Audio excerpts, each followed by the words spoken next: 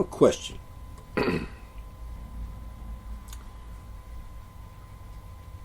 On Amazon.com, they have books that, well, I'm just going to go straight to it. Marquis de Sade.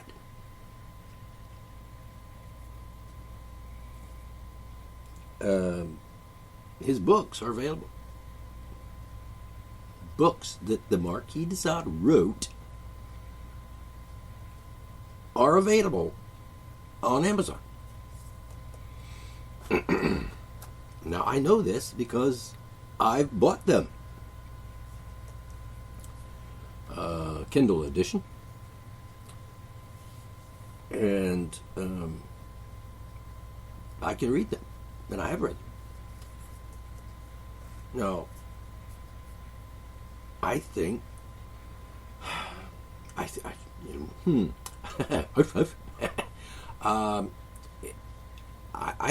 been aware of Marquis de Sade for 60 years, more or less, and I didn't actually read any of his books until recently, relatively recently, within the last few years. And I will say this, they're pretty kinky. Well, I don't know if kinky is the right word. Somewhat bizarre in some cases. So anyway, you can buy the books on Amazon, and I haven't seen or heard of anyone. I have not seen, or heard, have not seen. Have is necessary if you're going to say the word seen, by the way. I have not seen anyone complain about the books of Marquis de Sade being available to purchase on Amazon. And I think Barnes & Noble, by the way. And perhaps even in the stores, Barnes & Noble stores. The hard copy, actual physical stores. Anyway, we're not talking about Barnes & Noble. We're talking about Amazon. Because as you may be aware, people can self-publish through Amazon. At any rate, I haven't seen anyone complain or heard of anyone complain about the fact that the Marquis de Sade, the books of Marquis de Sade, are available on Amazon to purchase, to have the actual physical book shipped to your home, or delivered to your home, or to your Kindle, or your e-reader, or your laptop or desktop, or wherever you might be receiving books that you purchased from Kindle, from Amazon.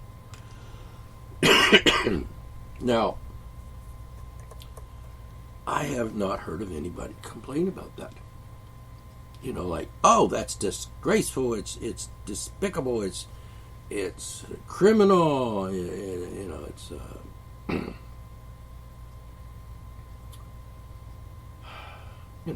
those books should not be printed. They shouldn't be available. Amazon should be ashamed of themselves for selling those books to people.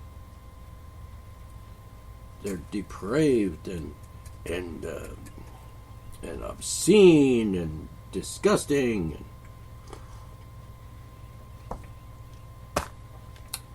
And definitely shouldn't be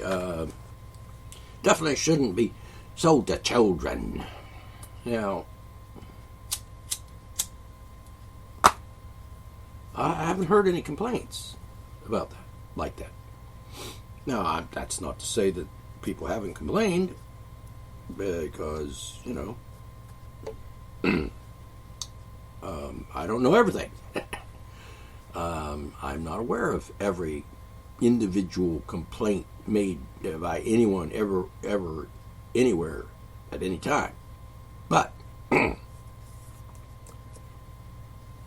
I sure do hear a lot of complaints about books like Marquis de Sade books, like the story is about, some, say, teenager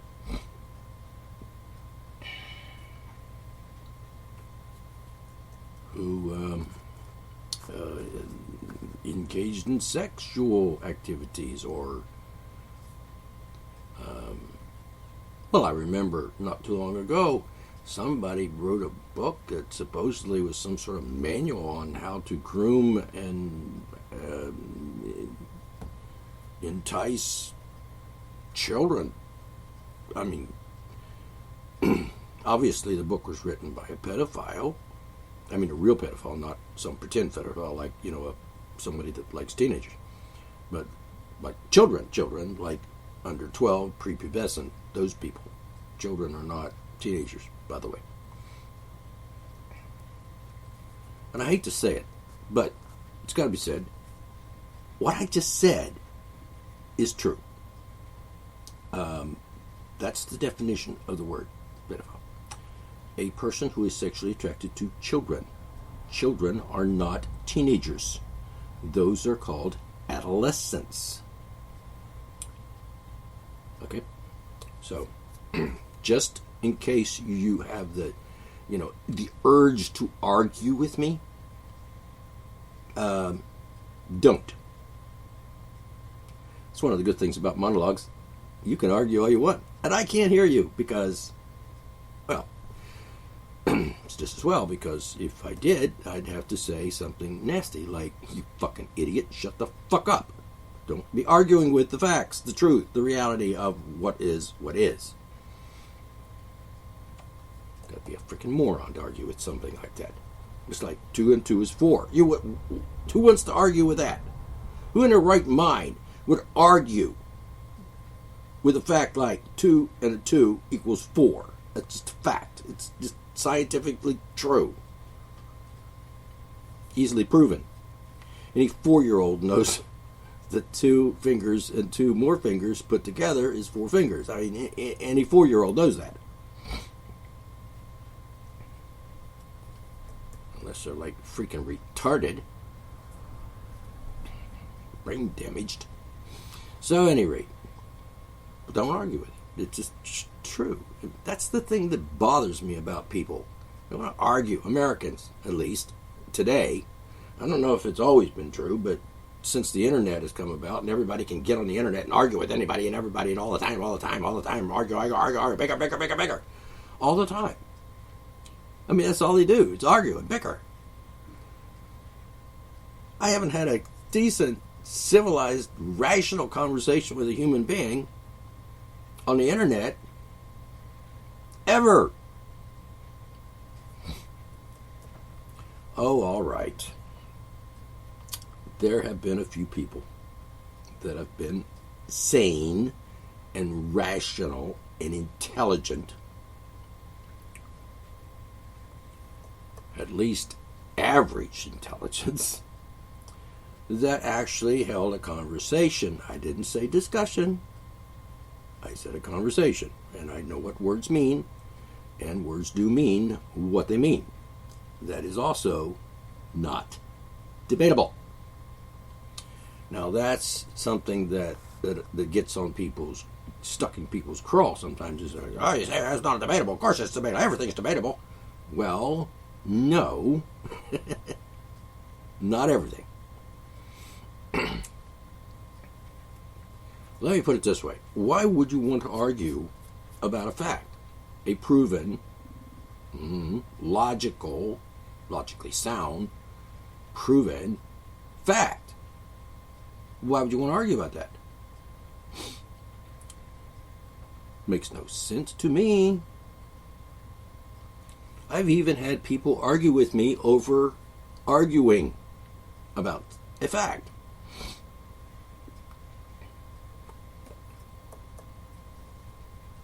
Unbelievable.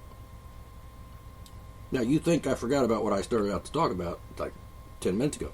I haven't. But everything fits in. So, hang in there. Pay attention. Go with the flow, even though I'm flowing over jagged rocks on my way towards the ocean of truth and knowledge and wisdom. The truth of the matter is, words mean what they mean. Why would you argue with the facts? I mean, does anybody on the planet argue with someone or with a statement like, the world is not flat? It's actually orbally like, orbalescent.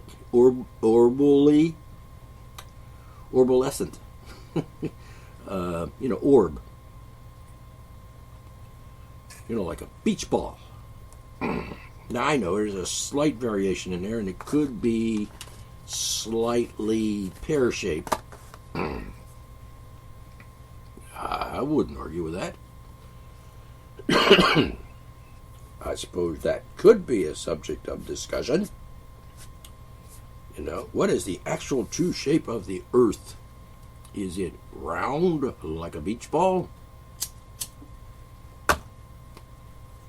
Is it orb-like?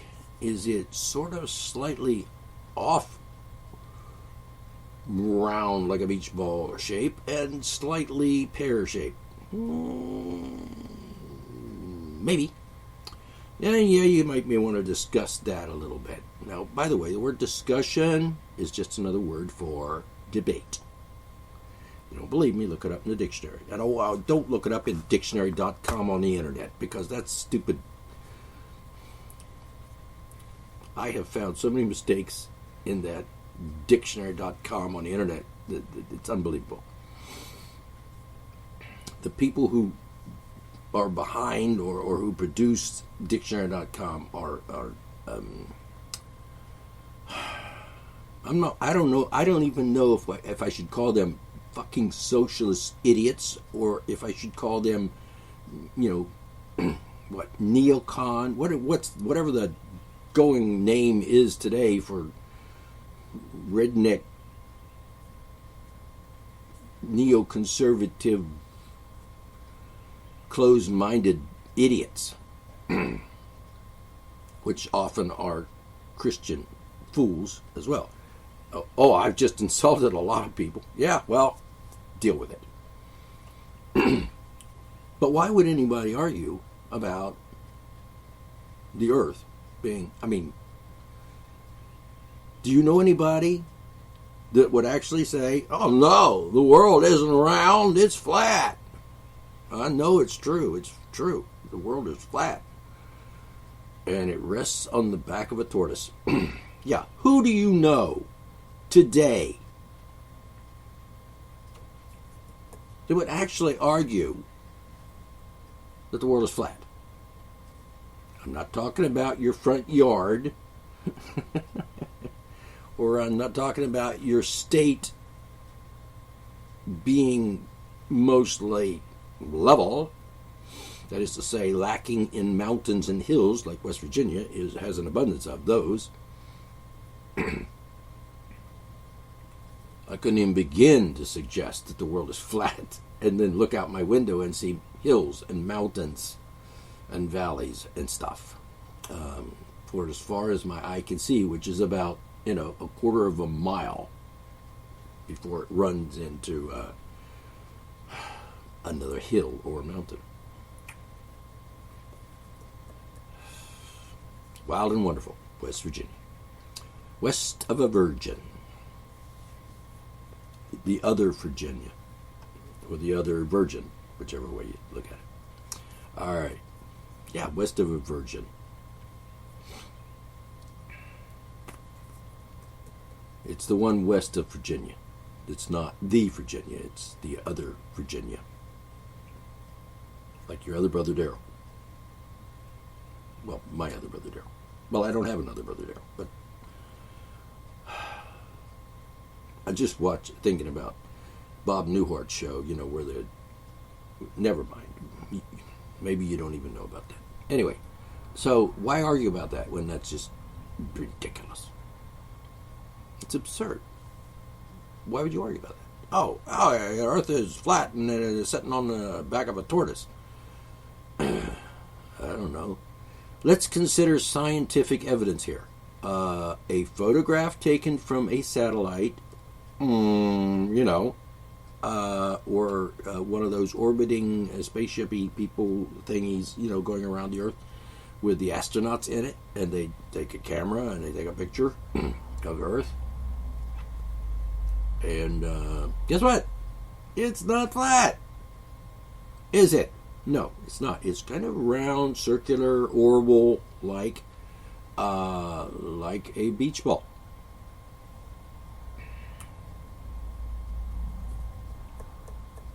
Really? Photographic evidence. Proof. Then I'm sure there's somebody out there, one of them people that think, oh, well, that's just a conspiracy, or some sort of denier of reality. And I'm not talking about people who deny global warming, because actually I might be one of those. Won't get into that.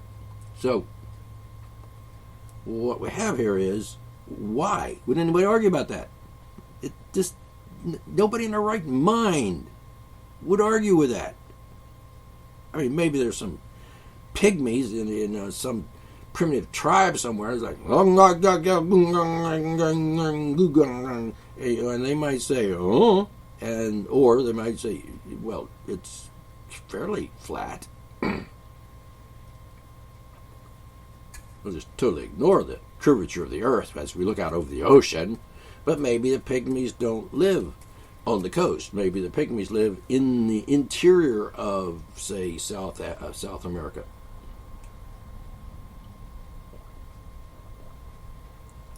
Am I showing my ignorance? I could look it up, but I'm not gonna, because it's not that important. But pygmies, are those the ones that live in South America, or the ones that live in in the continent of Africa? I'm thinking South America. Could be wrong. See, I could accept someone pointing out that that's wrong if I'm wrong. But if I'm not wrong, then I think we could probably prove where the pygmies are, if there are any still left. If the white man hasn't murdered all of them yet. All right, I'm just going to go with South America. Pygmies might actually be white, and probably naked, or mostly naked, or that is to say nude. Like ooga ooga ooga. I don't know how they sound. I've never listened to any of them. I suppose somebody's taken some video and recorded them and got them to talk and say stuff. I don't know. Anyway, that's beside the point. Somebody going to deny that they're actually pygmies, or ever were pygmies? I think there are pygmies. I think pygmies exist, or at least primitive tribal people do exist, or have existed on the planet at some point or another, and still do in places.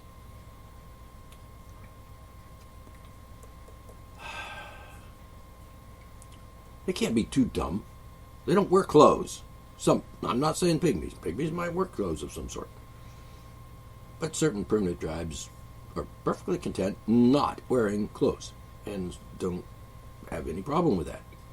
Probably they would have a problem with white guys going down to their village wearing jeans and hoodies and shit, and saying, "What are you wearing that for? It's like 140 degrees here." You crazy bastard. In pygmy language, whatever that would be.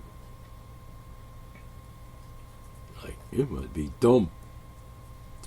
And they're just perfectly content being butt naked with their penises hanging out or tucked up under their waistband or whatever. And women with their boobs jiggling as they walk. And pretty saggy, most of them. Well, the older ones. And there's probably a reason for that, physically, scientifically, physically, a reason for that saggy boobs on these native people. But anyway, that's not the point. The young ones have perky boobs. Yep, they do. I'm talking about teenagers and so on. Children. Having children probably has something to do with that, I'm guessing. At any rate, and it's not the fact that they don't wear bras. Sorry. If that's what you thought, you just, well, never mind. The point is, why would anybody argue with a scientifically factual proven thing that's just true? Like 2 and 2 is 4, and how about this one? The sky is up. Right? Okay, so if you go out in the yard and look up, you're going to see the sea. That's the sky up there. And if you're standing on it, see, someone would argue with me, and they have, actually. They actually had the balls to argue with me about that statement.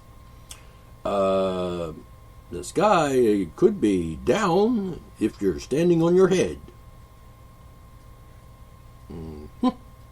So if you go out in your yard and you do a headstand, like on your head, on the ground, your feet straight up towards the sky, and you're looking around in that position with your head down and your feet up,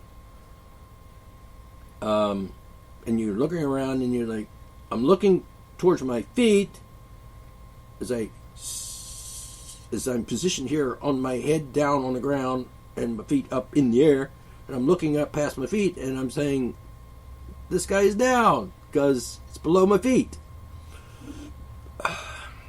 You know what? If anybody like that talks like that, if anybody says something like that to you, I was going to suggest just slap them, but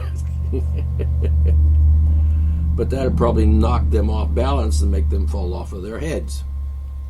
You'd have to go down and bend over and slap, because their head is down. At any rate, people are dumb. I mean, seriously, why would you argue? Sky's up, damn it. 2 and 2 is 4. Earth is not flat. It is round or orb-like. There's no tortoise under holding it up. Just nobody has ever seen a tortoise, holding up Earth, flat or round. No one's ever seen a tortoise out in space holding anything up. Ever. Ever. Not ever. All right. So I'm kind of wondering how anybody came up with that theory anyway. I mean, 10,000 years ago, so there's a turtle and they're holding up the Earth. Yeah, well, you can say whatever you want. I can say,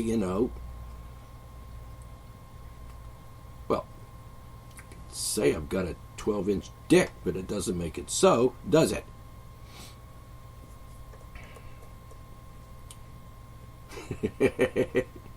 I don't have a 12-inch dick. But I could say it, and it would be pretty easy to prove that it's not 12 inches thick, long. Because, for example, they could just pull down my britches and look and see that it's not. Well, I mean, when it's, erect, when it's hard, when it's sticking out, it's only when it's not hard and erect, and aroused, so to speak, then it's like placid, then it's kind of like about 8 inches long. Nope. That's easily proven not to be true. All right. So, at any rate, I don't understand people. And the internet has made it possible.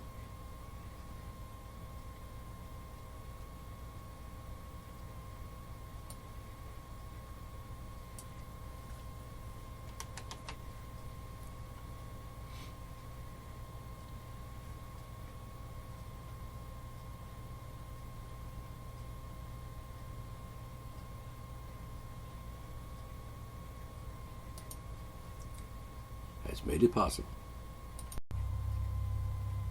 All right. So that's my question is, why do people argue and bicker so much on the internet? What is the point in arguing with something that is true? I mean, I realize that people are bombarded with lies and delusions and propaganda and all that constantly in their daily lives, particularly if they're on the internet. There's just oodles of bullshit on the internet. Just lots and lots and lots of bullshit and lies and propaganda, which is not true stuff, that put in people's heads. I'm trying to conduct a survey, a study of people and their ideas about everyday things, life, and so on. And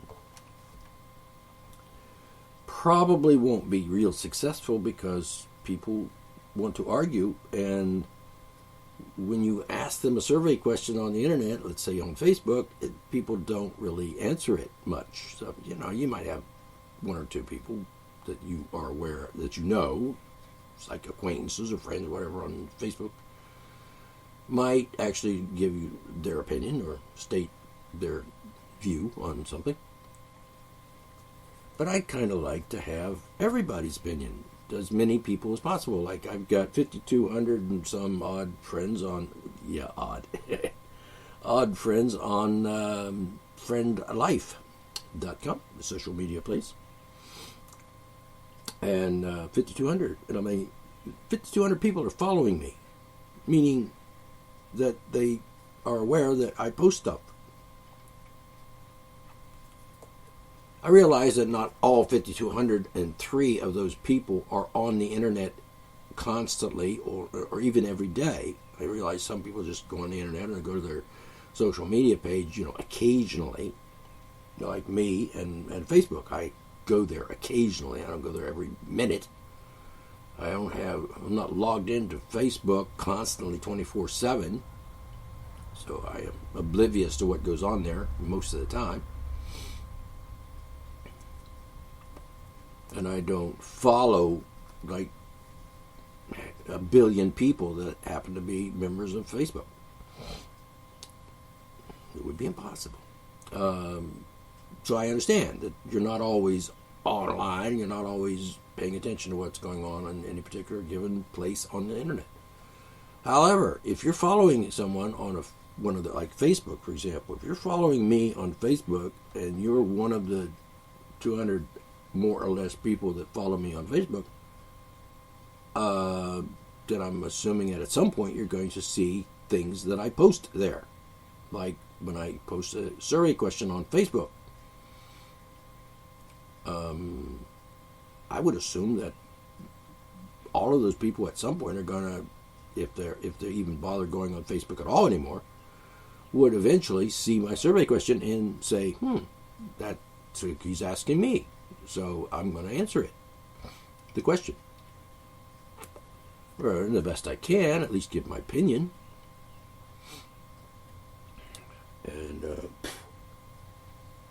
like yesterday on Friend Life, I haven't put it on Facebook yet, but on Friend Life I asked, that's a social media place, And I have thousands of followers.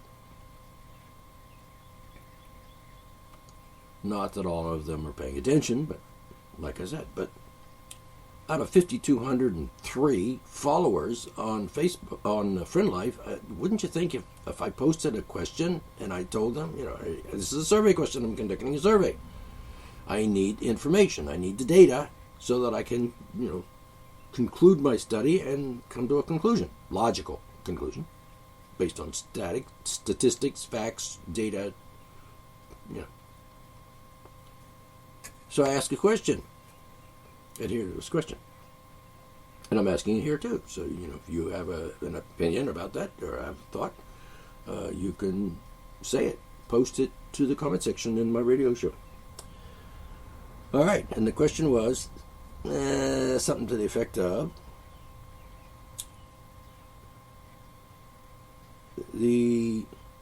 what do the words or the phrase, quote, equal under the law, end quote, mean to you? Question mark. And I asked that question on Friend Life, and I got one person answered. Not much of a survey if I only get one answer. If only one person responds to the question. Out of 5,203, by the way. It's absurd. Another absurdity in the world. Why don't you just answer the question? All of you. You've read it, you've seen it, it's there. I'm asking you. You answer the damn survey question. At least freaking 10%? How about even 5%? Or how about even 1%? Out of 5,200 people, at least 100. Come on. You don't have any problem arguing with me when I say something. When it's not a question, when I'm just making a statement of fact, like, oh, sky's up. Yeah, they want to argue about that. Lots of people.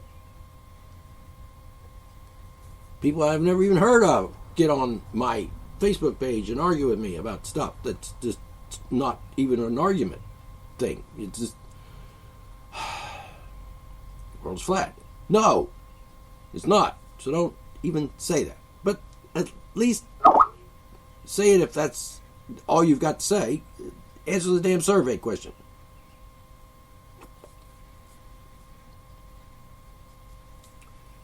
It's up to you. Anyway, hold on. So,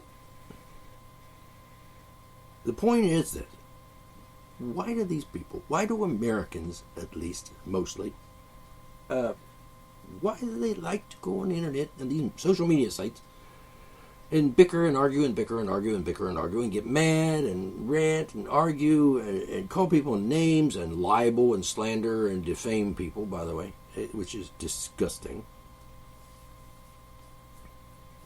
I should ask the survey question like that.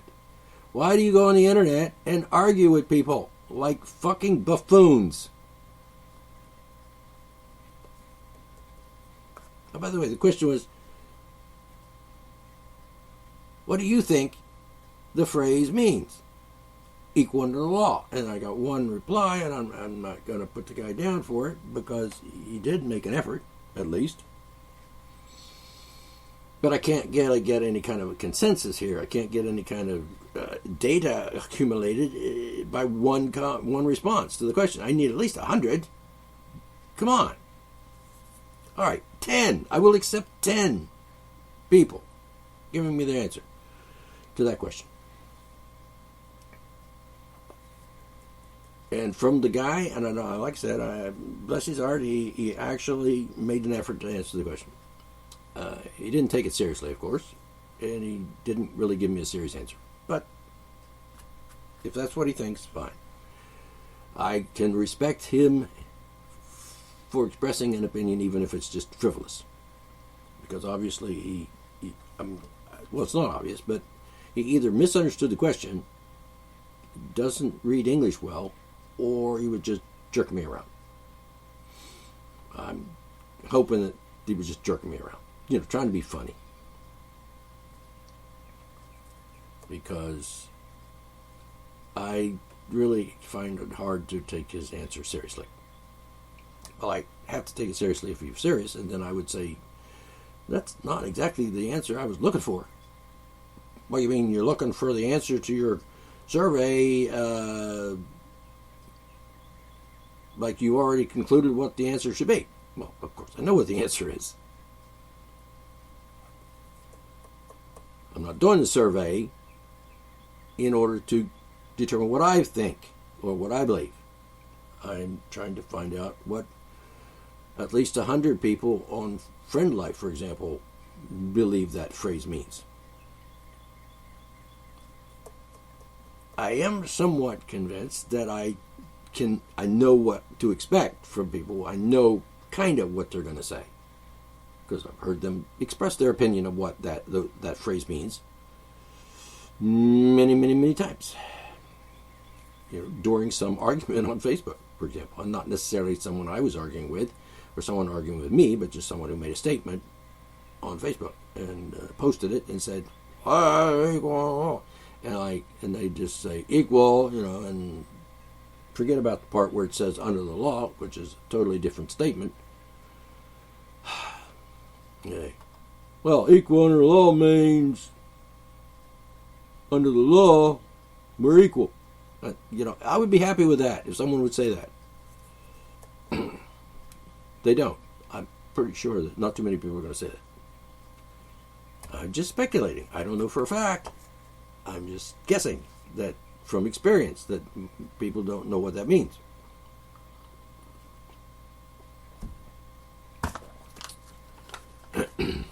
They hear the word equal, and then that's it. Their brain shuts off after they hear equal. The part where it continues to say under the law, they just ignore that part. And it's like, that's irrelevant. I'm not even going to think about that. I'm going to pretend like I didn't even hear you say under the law when you said that statement.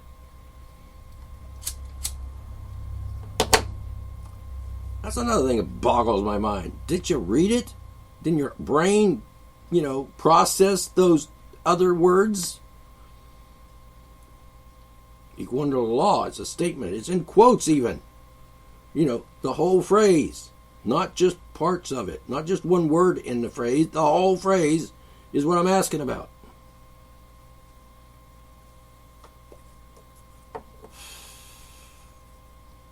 Bigger. I don't want to... It boggles the mind.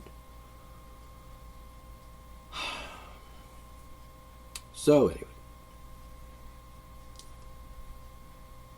That's one of the projects I'm working on. A survey or a research project of having people send me the data, tell me information about their brain, their mind, what they're thinking, how they see, think, understand, interpret those words. Equal under the law. 4 words in English. And I'm waiting because I need at least 100 random responses to that question.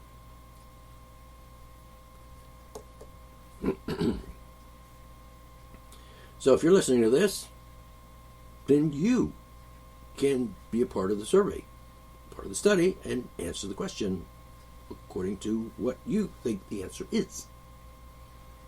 But just be aware that I'm asking about the whole phrase, equal under the law. What does that mean? And I don't necessarily, what does it mean to you? But what do you think it means really in real life, generally all over the planet, when someone hears that or says that? What does it mean? It has a meaning that is like a conceptual definition that has been around for hundreds of years. It's not like I just made it up.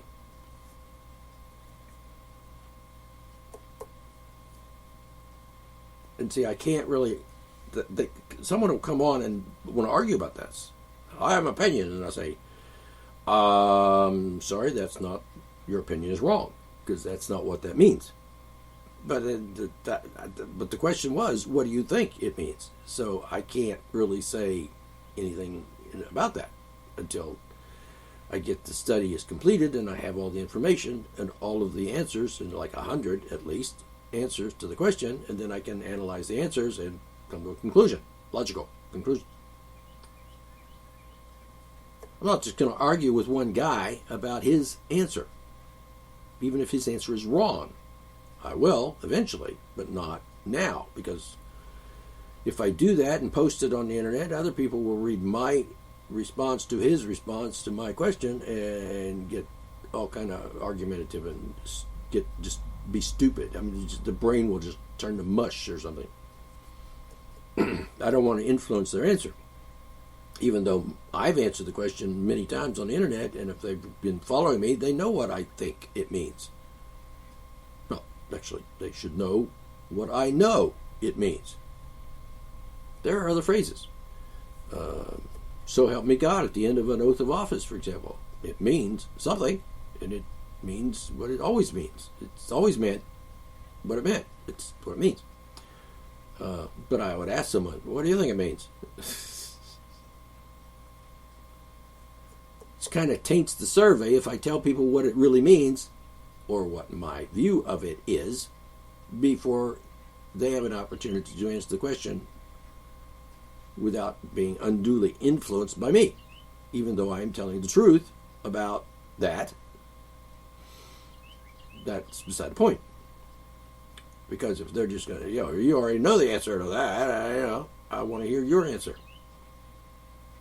And then I will analyze your answer later, when I analyze the whole bunch of answers, put them all together and come to a conclusion that, like, for example, 98% of the people don't know what that phrase means. Accurately means.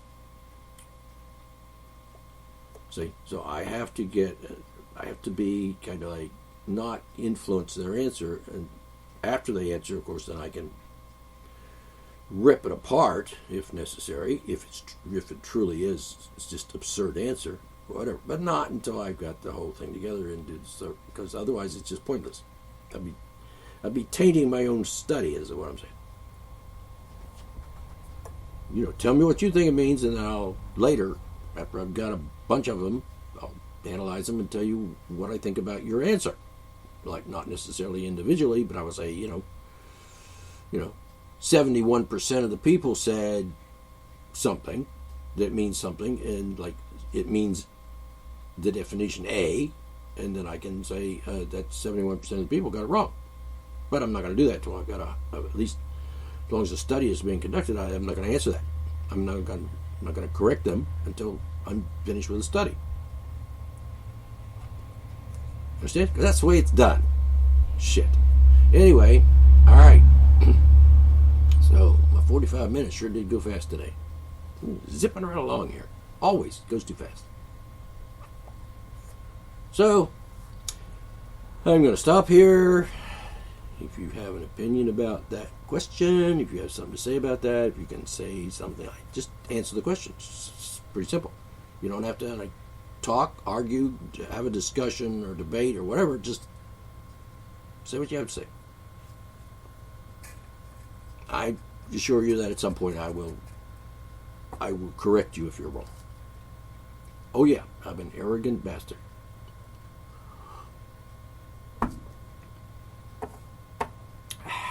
All right, that's it for now. I'll get back to you. Have a good day, and try to be and think logically. It'll serve you well.